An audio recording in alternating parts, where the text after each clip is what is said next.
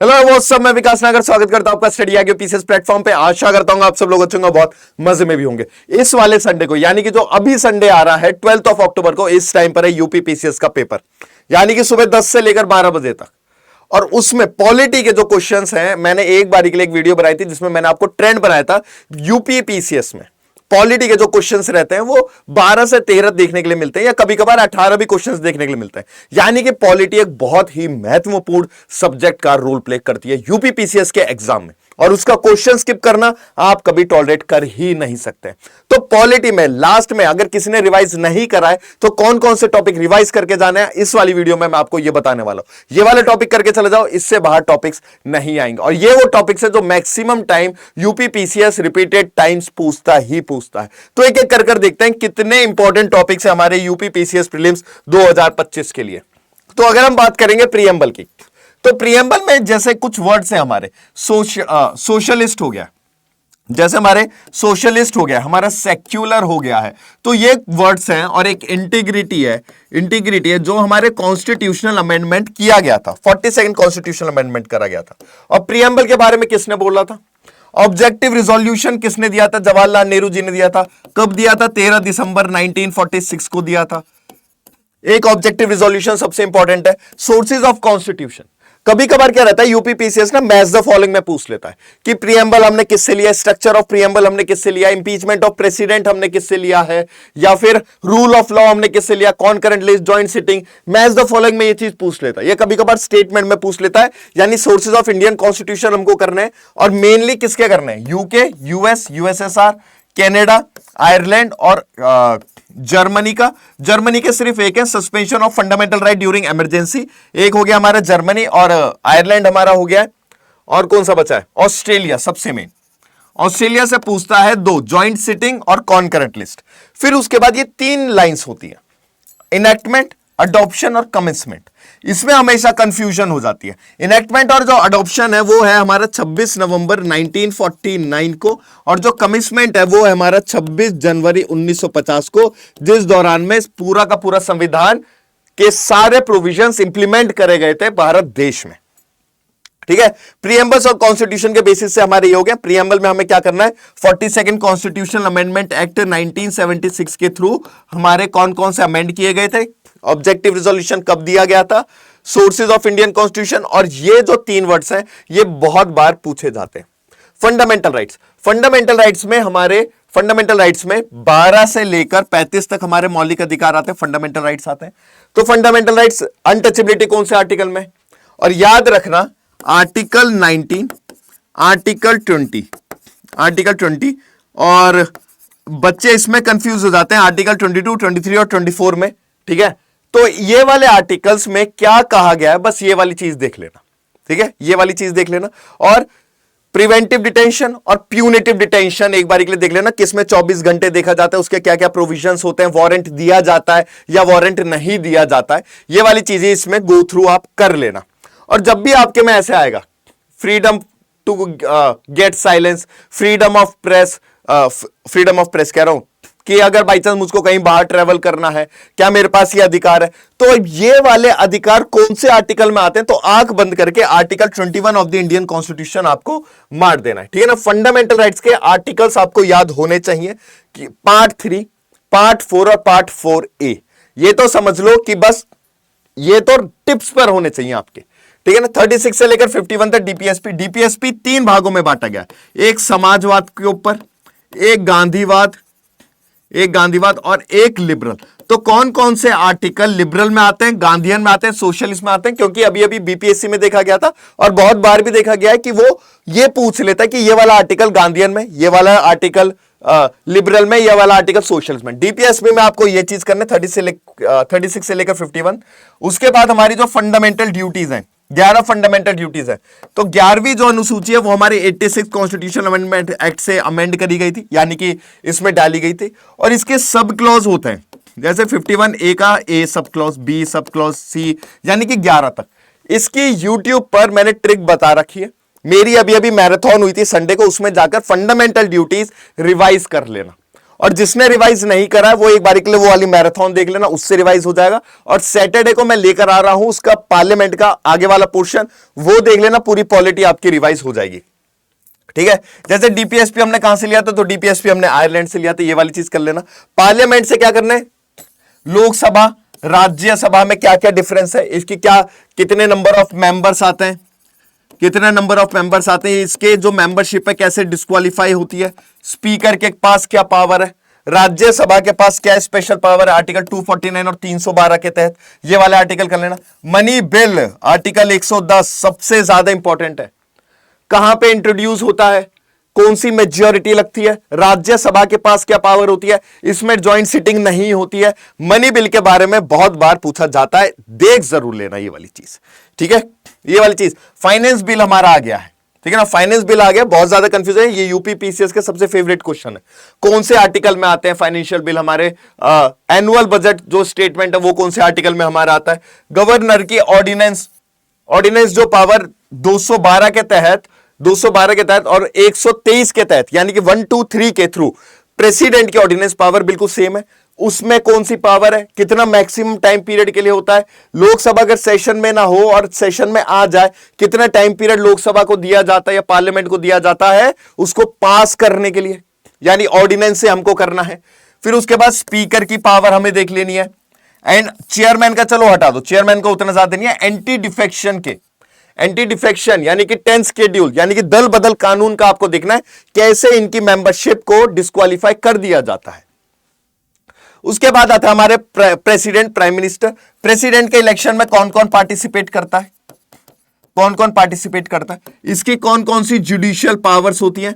Judicial power जैसे कि pardon हो गया, कम्यूटेशन हो गया, रिमिशन हो गया, रिस्पाइट हो गया है, ये वाली आपको करनी है इसकी जुडिशियल पावर। इसका जो रिमूवल होता है, रिमूवल में कौन कौन पार्टिसिपेट करता है और कैसे इसका इंपीचमेंट होता है, कैसे इसका इंपीचमेंट होता है। इंपीचमेंट कौन से आर्टिकल से आता है, जैसे 61 से हमें पता है कि 61 में आता है, वो वाली चीज। ठीक है ना। प्रेसिडेंट के क्या पावर होते हैं, जितने भी सारे एक्ट्स बनेंगे इसके नाम पर बनेंगे। इसके पास कौन कौन सी वीटो पावर होती है। काउंसिल ऑफ मिनिस्टर्स के हमारे हो गए, रियल हेड कौन है, नॉमिनल हेड कौन है। कलेक्टिव रिस्पॉन्सिबिलिटी जो है काउंसिल ऑफ मिनिस्टर्स की, वो लोकसभा में कौन से आर्टिकल में है। तो ऐसे कुछ कुछ पर्टिकुलर सेगमेंट है जो आपको करने ही करने हैं। उसके बाद आता है हमारे जुडिशरी में। जुडिशरी में आपको करना है सुप्रीम कोर्ट। सुप्रीम कोर्ट की क्वालिफिकेशन, सुप्रीम कोर्ट के जज कैसे बनते हैं। इसमें रिटायर्ड जज आप एक बार के लिए देख लेना, रिटायर्ड जज भी इसमें रोल प्ले करते हैं जब जजेस की जरूरत होती है, एडहॉक जजेस की जरूरत होती है। ठीक है ना। इसका कोलिजियम सिस्टम, कोलिजियम सिस्टम जो इसका रहता है, ठीक है ना, इसका जो कोलिजियम सिस्टम रहता है, कितने मेंबर्स होते हैं, अपॉइंटमेंट ये करते हैं। ठीक है ना। अपॉइंटमेंट हो गया, जजेस को कैसे हटाया जाता है, जुडिशियल रिव्यू किस किस चीज पे ले सकता है। आर्टिकल 32, आर्टिकल 226 के तहत रिट्स सबसे ज्यादा इंपॉर्टेंट है। आर्टिकल 226 के हमें पता है कि हाई कोर्ट इशू करता है रिट्स, और हाई कोर्ट की जो रिट इशू करने में वो ज्यादा पावर है, यानी कि वाइडर पावर है। आप बोलोगे बिल्कुल सर, ठीक है। आर्टिकल 232 और 226 का जरूर देख लेना, एक नया क्वेश्चन आता ही आता है इससे।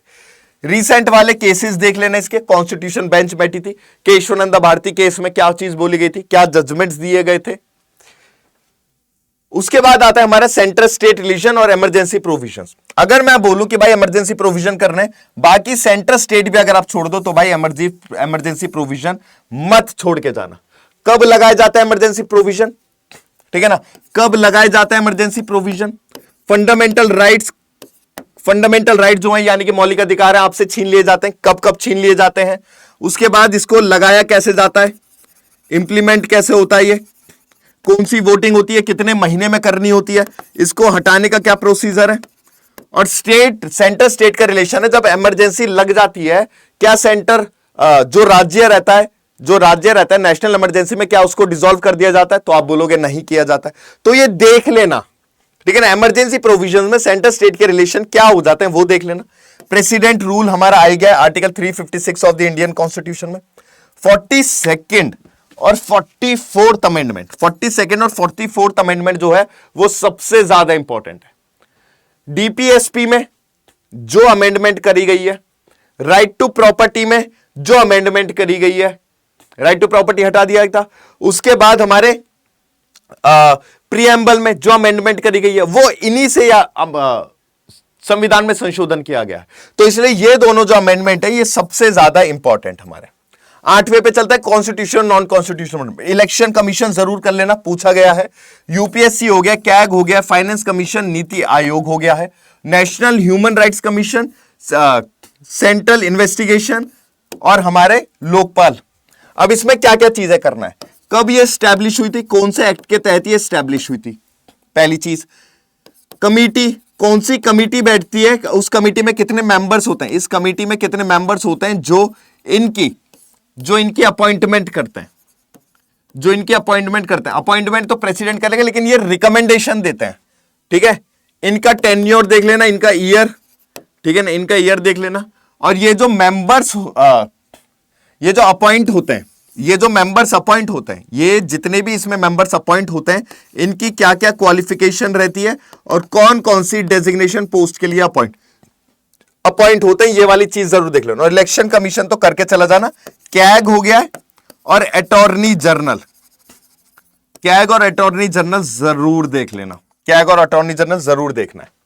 अमेंडमेंट और शेड्यूल्स कौन कौन से इंपॉर्टेंट अमेंडमेंट है, 42nd अमेंडमेंट इंपॉर्टेंट है, 44th अमेंडमेंट इंपॉर्टेंट है, 52nd, 73rd, 74th, 86, ठीक है, 86 इंपॉर्टेंट है।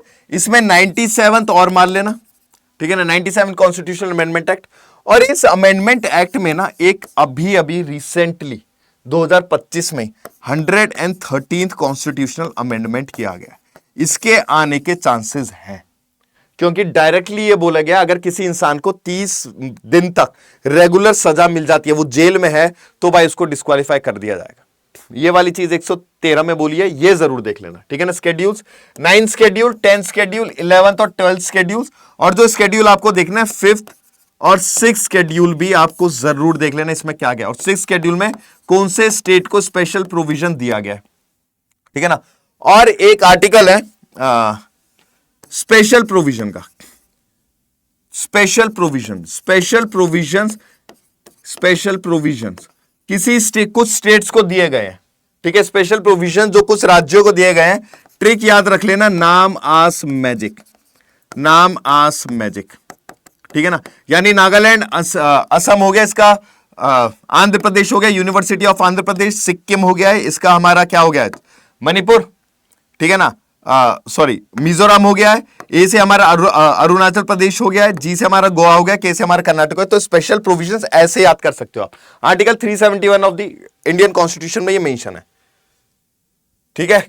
उसके बाद करंट भी आप एक बार देख लेना कि गवर्नर और सीएम की जो टसल हुई थी अभी, जो ये बोला गया था इसमें, तमिलनाडु के जो गवर्नर थे जब वो बिल पास नहीं कर रहे थे, तो वो वाली चीज देख लेना।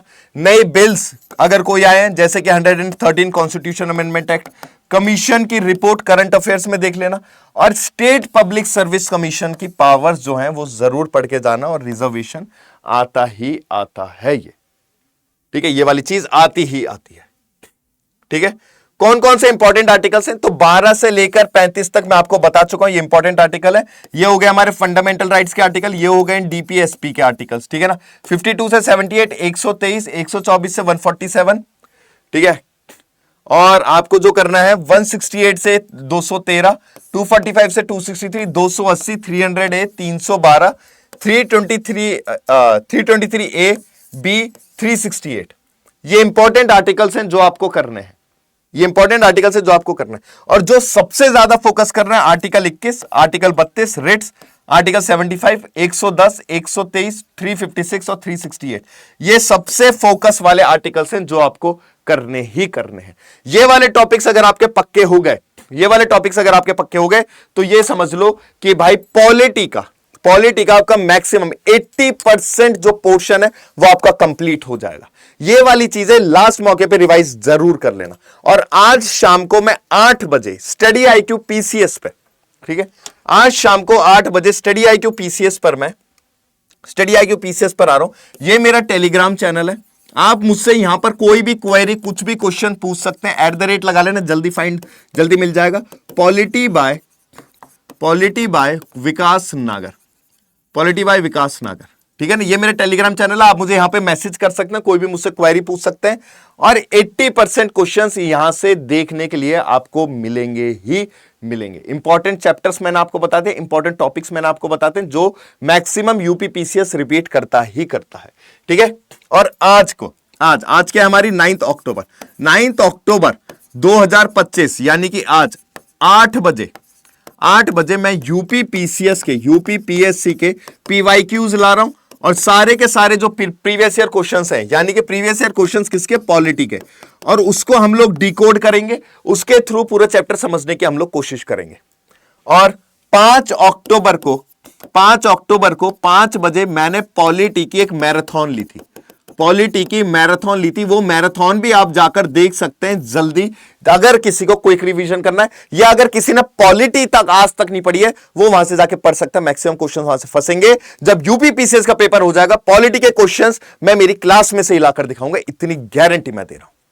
ठीक है, अगर किसी को कोई क्वेरी है तो ये है, इंपॉर्टेंट टॉपिक्स मैंने आपको बता दिए हैं, प्लीज इन टॉपिक्स को मिस मत कर देना, और कमेंट सेक्शन में जरूर लिखना जब आपका पेपर हो जाएगा कि हां सर आपके मैक्सिमम टॉपिक्स इसमें से हैं, या अगर आपको ये वीडियो बेनिफिशियल लगी है तो प्लीज कमेंट में अपनी राय जरूर दीजिएगा। और बाकी प्रीवियस ईयर क्वेश्चंस मेरे आ रहे हैं, और मैंने मैराथन लिया, और सैटरडे को भी मेरा पार्ट 2 मैराथन आने वाली है, यानी पेपर से जस्ट एक दिन पहले, जिससे कि क्विक रिविजन हो जाए हमारा।